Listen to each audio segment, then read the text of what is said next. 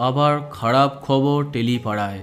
হৃদরোগে আক্রান্ত হয়ে হঠাৎই হসপিটালে ভর্তি হলেন জনপ্রিয় অভিনেতা সুজন নীল মুখার্জির বাবা তথা বর্ষিয়ান অভিনেতা অরুণ মুখার্জি। দুদিন আগে ওনার শরীরে একাধিক পরীক্ষা করা হয়, আর তখনই সামনে আসে তার হার্টে 2টি ব্লকেজ আছে। আর তখনই তার অপারেশনের সিদ্ধান্ত নেন চিকিৎসকরা। এক সময়কার জনপ্রিয় নাট্য ব্যক্তিত্ব অরুণবাবু, বর্তমানে ওনার বয়স 90 বছর। ওনার বয়সের কথা মাথায় রেখে বেশি দেরি করতে চাননি চিকিৎসকরা।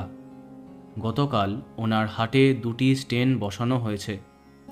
প্রসঙ্গত উল্লেখ্য, বর্ষিয়ান তারকার শরীর বার্ধক্যজনিত একাধিক সমস্যার জন্য অনেক দিন ধরেই কষ্ট পাচ্ছিল।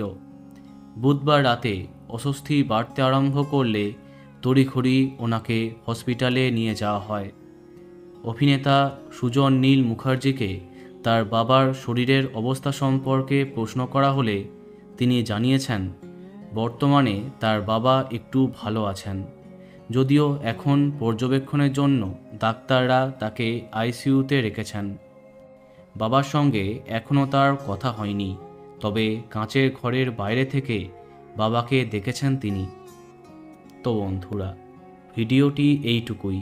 আশা করি উনি খুব দ্রুত সুস্থ হয়ে উঠবেন। বাংলা বিনোদনের অন্যান্য আরও খবর পেতে সাবস্ক্রাইব কারেন্ট পজ। ধন্যবাদ।